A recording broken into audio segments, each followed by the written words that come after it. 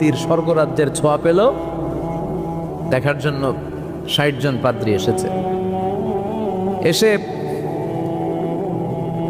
তারা অবস্থান করলো মদিনার পাশে একটা বাজার আছে, এখনো ওখানে বাজার রেখে দেয়া হয়েছে। বাজারে এসে দেখলো মসজিদে নববী থেকে বেলালের আজান শোনা যায়। সুবহানাল্লাহ পড়েন। আজান হওয়া মাত্রই পাদ্রীগুলো দেখলো লোকজন দোকানপাট রেখে সব মসজিদে ঢুকতে শুরু করেছে। কিন্তু নাজরানের এলাকার লোকেরা যেমনি দোকানের শাটার নামায়, দোকান বন্ধ করে, ক্যাশ বক্সে তালা ঝুলায়, সবকিছু ঢেকে সিকিউরিটি নিশ্চিত করে এরপরে বেরোয়, এরকম না। স্বর্ণের দোকানদার স্বর্ণের দোকান রেখেই মসজিদে, কাপড়ের দোকানদার কাপড়ের দোকান খোলা রেখেই মসজিদে, ক্যাশ বক্সে তালা না লাগিয়ে সবাই ওযু করতে চলে গেছে।